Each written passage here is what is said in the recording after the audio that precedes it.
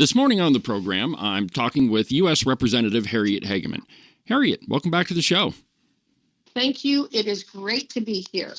You just recently spent some time in Jackson in Grand Teton National Park. What were you doing there?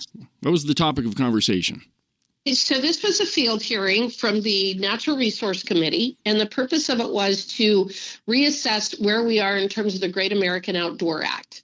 The Great American Outdoor Act was actually passed under Trump 1, and it appropriated funding primarily for our national parks, but for other federal lands as well, and federal programs, natural resource programs. But the idea is that we do have a terrible maintenance backlog for national parks, and we have for roadways, for walkways, for bathrooms, for infrastructure. And the idea was we need to be investing and spending some money on these various assets that we have to improve the experience of people who visit them, and also make sure that they're there in the long term. So in the latest legislation, the reconciliation package, we're now talking about it, the American Families Tax Cut Act, Working Families Tax Cut Act, but we appropriated $16 billion for the Great American Outdoors Act to continue the program. The purpose of the hearing is what changes need to be made on the ground to make it more effective. So we had Chip Jenkins, for example, the superintendent of the Grand Teton National Park, testified. My questioning to him was, on the ground, someone who is implementing this, what could we change in the law that would make it better, more efficient, and more effective? One of the issues that he's raised, and every agency that I ever talk to talks about this, federal procurement and contracting is just so absolutely broken that we can waste 20, 30, 40% of federal funds just on the process that we have to go through to build projects. And I think that's a waste of money, and we need to find a way. Yeah, we need to find a way to do better. I think in any businessman will tell you that administrative costs are the ones, like, if you can cut those at the very beginning, you do that. And with permitting, certainly at the federal level, but also at the state and local level, there are so many hoops that you have to jump through just to get any sort of project and civilian project permitted. I can't imagine what it's like when the federal government releases funds and how much overhead and administrative cost there is. But I'm sure that it's a tremendous amount. They said about 35% last week. Jeez. They said that the permitting costs are about 35%. So if we're doing $1 million project of rebuilding bathrooms at a particular place in Grand Teton National Park, $350,000 of that is going to permitting. And then we only have the remainder for construction. And that's just amazing, right? The federal government owns the national park, and yet you still have to permit it to fix a bathroom. It's just astounding. In addition to which, we know how to build bathrooms. Yeah. Right? I mean, it's just astounding. We'll get back to our interview in just a second. But first, an absolutely outrageous profit timeout.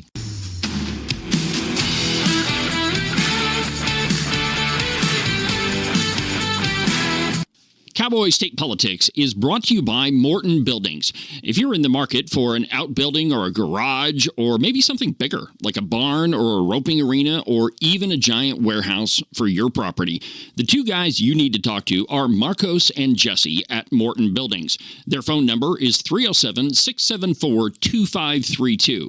Morton Buildings are the experts in metal building construction. They've been doing it longer than anybody else around, and they definitely do a much better job. And if you want to see that for yourself, they're holding an open house on September 17th in Lander. It's going to be at 5317 Highway 28, and it'll start about 4 o'clock. And if you go, find Jesse and tell him that David sent you. It's about to be fall. And in Wyoming, that means that white stuff could start flying around at any moment. And if you're out hunting in it, you want to make sure that you take really good care of your feet. The best way that you can do that is with a pair of socks from the Buffalo Wool Company. They are the finest socks that I've ever put on my feet. They'll keep you nice and toasty warm even on the coldest of winter days. So to get you a pair, go to their website, thebuffalowoolco.com. Trust me, you won't be disappointed. If you'd like to become a sponsor of Cowboy State Politics, shoot me an email. The address is david@cowboystatepolitics.com. I would love to get that conversation started with you. And now, back to our conversation with U.S. Representative Harriet Hageman.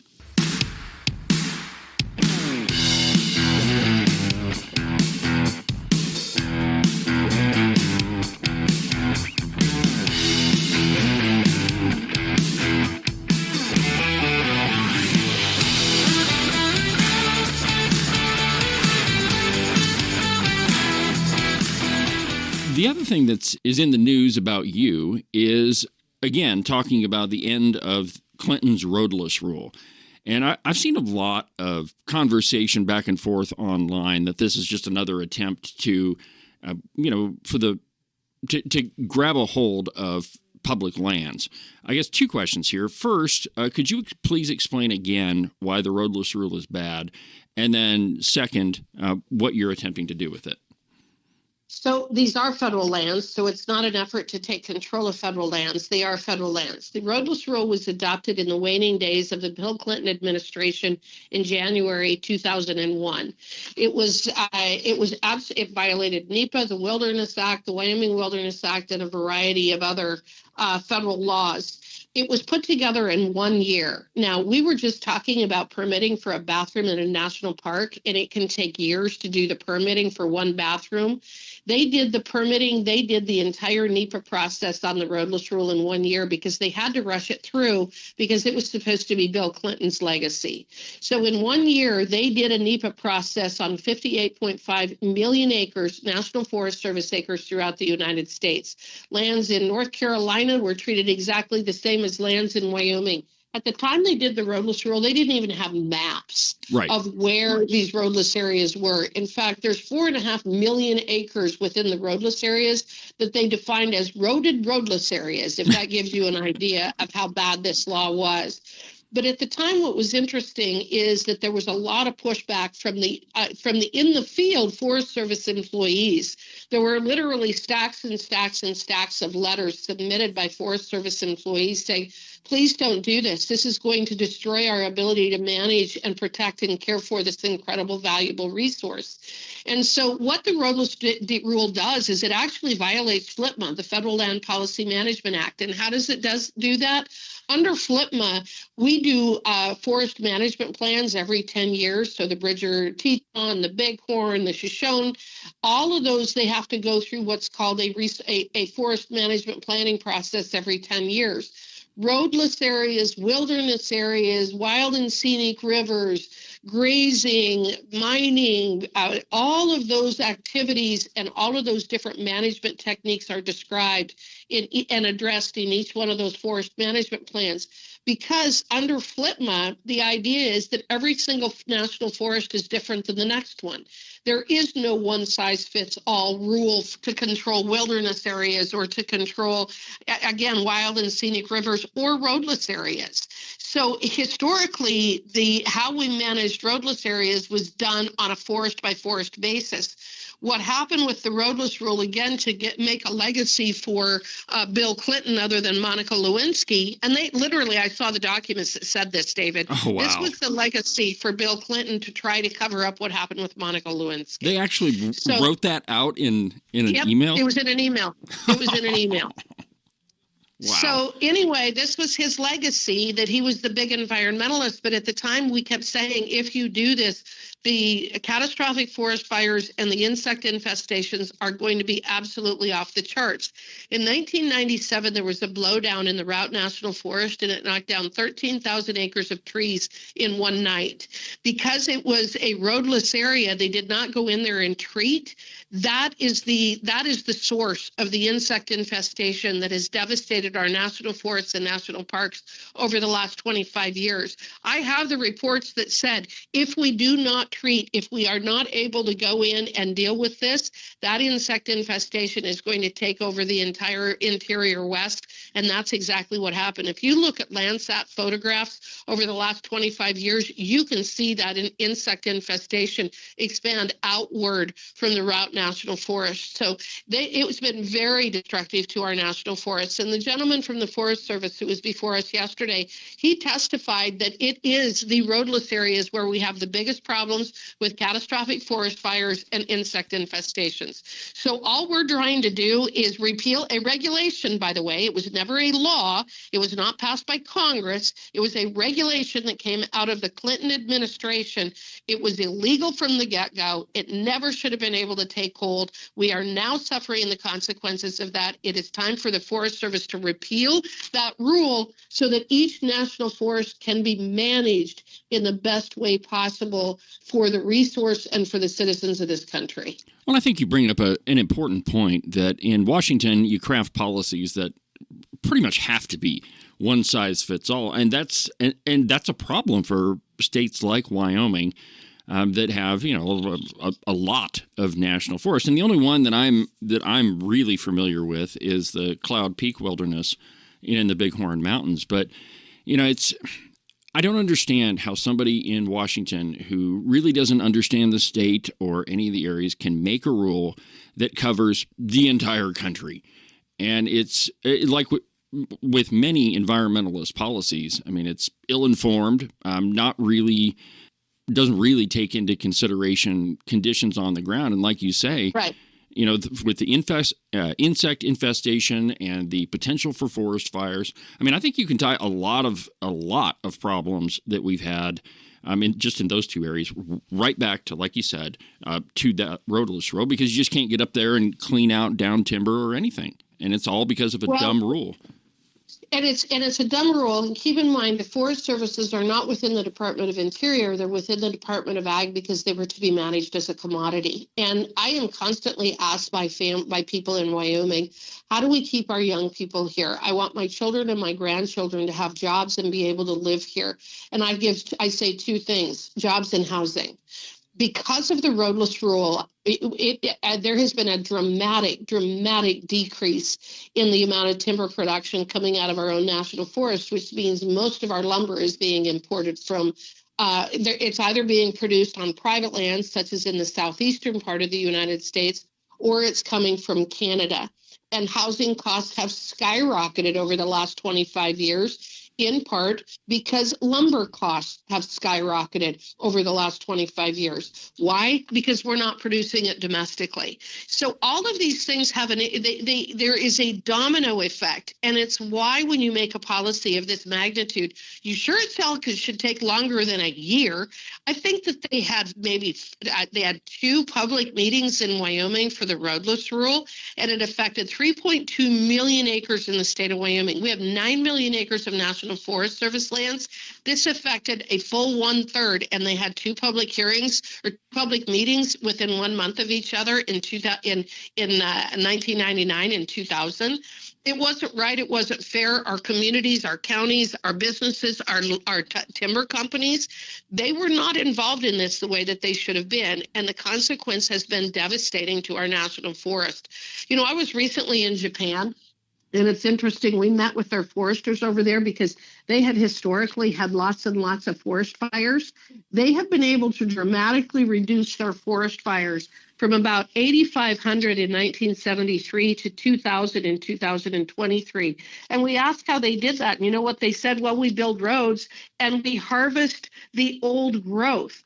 Old growth is not healthy. We want to make room for new growth.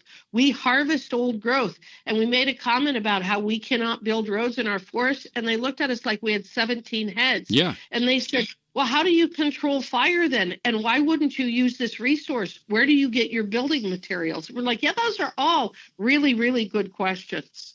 And again, I think this is another example of, and I don't know how you would do this, but at least in my mind, managing of local lands, in Wyoming in particular, I mean, ought to be done, from a local level. And, like your friends over in Japan, Obviously, you need to build roads and harvest timber. Well, the people that know where those roads need to go and what timber needs to be harvested and what forest needs to be managed are the people that live there, not somebody up in Washington, D.C.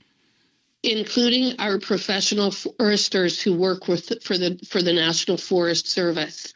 The people who were opposed to this rule were the foresters. They said, please do not do this to us. It is going to destroy our national forests. And they were entirely ignored because, again, we needed a legacy for Bill Clinton. Oh, boy. Ridiculous. Well, we've got about 4 minutes left. What else is happening in Washington, D.C. that Wyoming citizens need to be aware of? So we're still working on the budget. We're working on appropriations bills. I've said this many times on your show, David. I get very frustrated by this. We're most likely going to end up with a continuing resolution. Again? What I will say about that is that it is keeping spending flat. And with inflation, we're actually reducing federal spending for the first time in many, many years. Okay. So because we refuse to do omnibus spending bills, and omnibus spending bills are the 2,000-page, just boondoggles where everybody throws everything in, including the cat. And then we fund it, at 10 times the level that we should be. By doing continuing resolutions, we're keeping the spending flat. Now, I don't like this because there are some programs that we need to be funding and revamping. There are things some infrastructure projects I'm trying to get funding for in Wyoming, and I'm working with leadership to see if we can make those a possibility. But at the same time, we have the challenge with the Senate. We have to have 60 votes over there. And Chuck Schumer has said, we're not doing anything. And so that is the problem, is the Democrats have taken the position that they're just going to be obstreperous and fight everything that we do, regardless of the consequence and the impact on our citizens and our policies and programs. But that's where we are on that. We're still working on the Coal Act, trying to get that through to make sure that we can lift these moratoria and provide certainty to our coal companies. We're continuing to make sure that our constituents are being taken care of. We have now returned about $8.5 million to citizens of Wyoming that was wrongfully being held by various agencies back here, whether it's the IRS or VA or Social Security. We've resolved over 3,000 cases in the last 2.5 years. I have the very best staff in the world, as you know, and They're just doing great work. Excellent.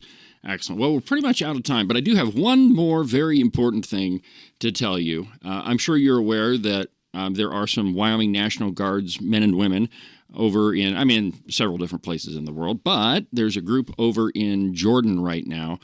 Pretty soon they get to come home. It's actually a personal friend of Christine and myself. Her name is Carmen Krein, and she wanted me to tell you hello this morning, since I was able to speak with her this morning, and she said, tell her hello and that she's coming home. Tell her hello, and we can't wait to welcome her back. All right, Harriet, thank you for taking the time this morning to visit with me. I know it was kind of a quick conversation, but next time you're around, hit me up and we'll sit down in the studio.